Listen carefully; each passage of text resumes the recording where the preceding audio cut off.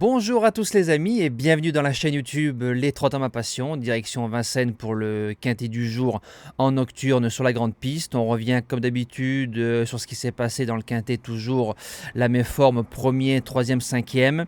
Un course par course à Vincennes plutôt correct, pas mal de couplets gagnants. Les jeux simples, ça s'est plutôt bien passé. On fait un 2 sur 3 dans le JDT et le jeu bonus qui s'impose. Donc de ce côté-là c'est bien, faut continuer sur cette forme-là. Le prix est là, vendredi soir, en Réunion 1 course 3, départ 20h15, 8 en tête, 8 au 25 mètres, parcours de tenue, pas de mystère hein, en général, les meilleurs peuvent s'exprimer. Alors en base gagnante, le numéro 9, Aubryon-Colmy, il a changé de propriétaire cet été et d'entraîneur, depuis ses deuxièmes à Mêlée du Maine et 2 victoires d'autorité avec son entraîneur, distancé sur l'herbe, on a dû viser cette course-là, il rend les mètres, donc c'est le moins riche du deuxième poteau, donc l'engagement n'est pas top, mais c'est un cheval pour moi qui peut encore progresser et qui peut rendre les mètres. On lui associe Anthony Barrier. Il faut se rappeler que fin d'année 2021, il faisait 4e avec un très mauvais parcours né au vent d'Hamlet du Vivier qui ont touché ce jour-là au CDJ et d'Olerolov, 2 chevaux qui ont ensuite répété cette saison-là avec un bon parcours et la bonne drive. Il peut faire le lauréat de ce quintet. L'opposition viendra du numéro 14, Harry Carizé, 3 sur 3 grandes pistes, 2007, 2e, 3e, 3e, donc 100% de réussite. C'est superbe, il fait les 2 cordes, Benjamin Rochard qui s'en sert bien, l'entraînement tuette quand il vient à Vincennes, en général les chevaux sont prêts, ça sent la course visée, ne doit pas sortir du couplet gagnant. Premier outsider, le numéro 5, Hip Hop de Madker. Il reste sur 3 belles sorties, découvre la grande piste.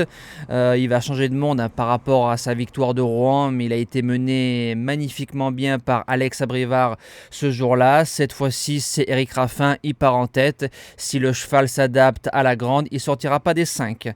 Deuxième outsider, le numéro 16, Hermès d'Écroville.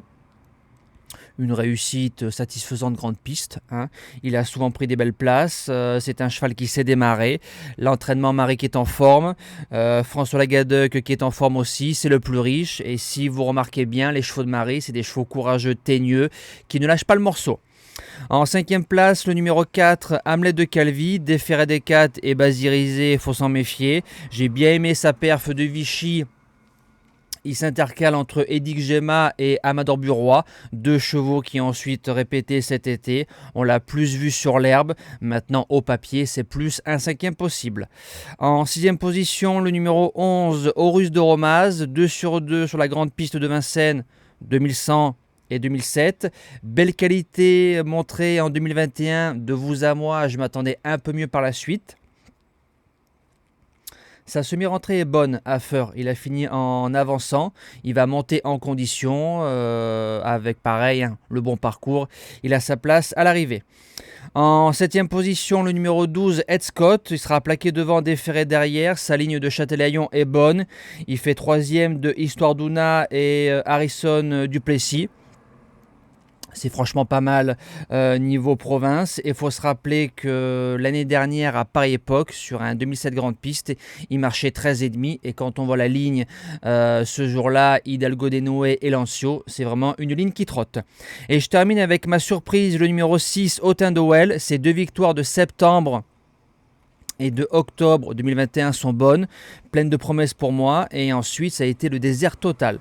Alors le cheval part en tête, il sera déféré des 4, Franck Leblanc, Franck Nivard à 25 €. S'il veut se rappeler à notre bon souvenir, comme on dit dans le jargon, ben pourquoi pas finir 4e, 5e et pimenter l'arrivée. Alors on va parler des news hippiques. Je vous avais dit que les vidéos allaient un petit peu changer avec la nouvelle formule. Alors là ça va pas être sympa, hein. La première fois c'était la course à Anguin sous des trompes d'eau. Pas mal de joueurs étaient très mécontents et même certains professionnels. Je vais vous montrer l'image de la pseudo-interview parce que a priori ce n'est pas les mots de l'entraîneur. Vous voyez donc lundi à Lyon, Paris, le numéro 9, Choupette Jairi. Je cite, elle est devant vous. Elle n'est pas dénuée de qualité à l'attelé, mais c'est surtout une course d'entretien pour elle, a priori quand on voit sa musique pour une course montée. Dans ces conditions, cela lui sera difficile de rentrer dans le quintet gagnant. Bon, elle était quand même déférée des 4, donc c'est contradictoire par rapport à ce que l'entraîneur doit dire ou a dit et la ferrure de la jument. Je rappelle que la précipique fait le lien entre les professionnels et les turfistes. Je rappelle que journaliste et pronostiqueur, ça reste un métier, parce qu'on voit très bien des gens qui veulent faire les pronostiqueurs ou les journalistes qui donnent 2, 3, 4, 5 chevaux à jouer en jeu simple. Bon, ça, c'est un peu des malades mentales. Excusez-moi, plusieurs couplets à droite à gauche, les uns contre les autres, jouer 14, 15, 2. Ensuite, jouer 8, 9 et 1. Jouer 17, 4 et 12, et bon, vous avez joué 50 € de couplet, et à la fin, vous allez chercher 10 € et ils vous disent, vous avez touché le couplet. Bon, finalité, vous avez perdu 40 €. Bref, quand je vois les mots, là c'est sûr et certain, de l'entraîneur d'après-course, je cite Michael Cormi, Choupette Jairi, deuxième, cela s'est bien passé, on a pu se placer après avoir démarré, on a envoyé en face et couru très offensif, car on y comptait, cela a payé. Ben là, j'ai envie de vous dire que la personne qui vient de commencer aux courses, qui a envie de s'intéresser à ce monde-là, il lit ça, il s'en va tout de suite. Voilà, il va faire un euro-million, il va faire un loto, il va prendre un grattage, voilà, mais il ne va plus jamais mettre les pieds dans un hippodrome ou dans un PMU, tout simplement. Donc je ne connais pas la version, moi je n'ai pas le pouvoir et la prétention de dire qui dit vrai, qui dit faux, mais la deuxième version est vraie parce que c'est les mots de l'entraîneur après la course. Maintenant, il faut voir qui a écrit les mots d'avant-course, si c'est bien l'entraîneur ou si c'est bien le journaliste qui a écrit n'importe quoi. Finalité, c'est toujours le turfiste qu'il a dans le baba.